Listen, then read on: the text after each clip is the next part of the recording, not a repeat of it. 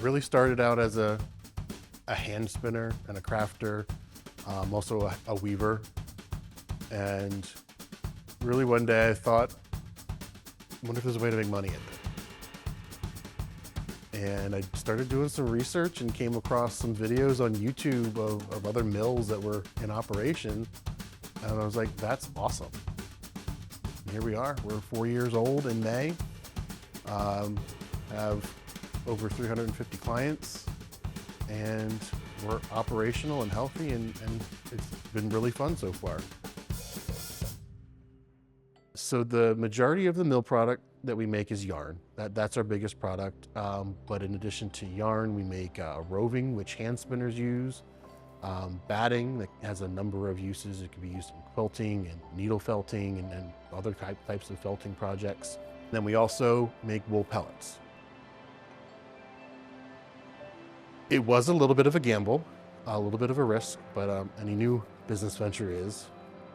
But I did the research, and I felt really strong that it was going to be successful just because of how busy other mills were in the industry. There's plenty of business out there, and I was pretty confident that we had a good shot. I'm still learning. You know, 4 years in, you learn something new every day. Every type of fiber, there's a little different knack to it. Wool spins differently than alpaca. Different breeds of sheep spin differently. So it is a learning process. It's a curve. When I bought the equipment, the company that I bought it from, they came down for a week, you know, and gave you the basics. But from there, it's just been experience.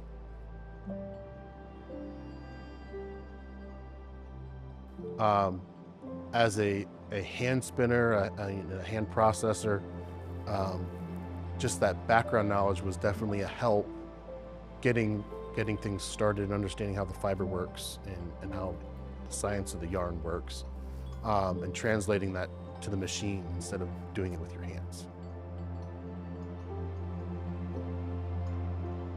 We're in a micro business, essentially. We're doing small batch. My minimum batch size is 3 pounds, so we can do a fleece. We can do one or put a couple together, and it makes sense for the size of equipment. Versus commercial mills that are doing runs of tons.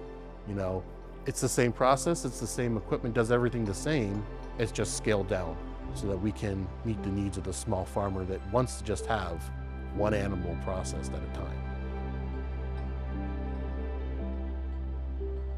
The majority of the business is custom processing, where I have clients bring in their fiber, they own the fiber throughout the entire process. I am just adding the value to it and transforming it into something that has more value.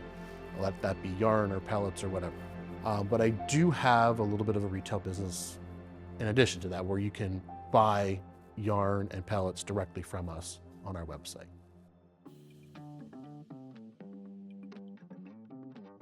So the fiber arts community at large is made up of a lot of different folks.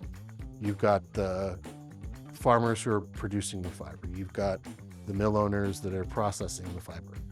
But ultimately, maybe most importantly, you've got the end user that is buying all of our finished products and using them, and that community is growing.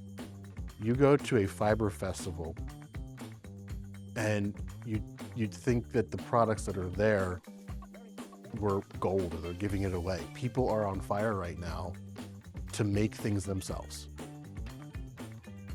So there's a great interest in what we're doing here at Fiber.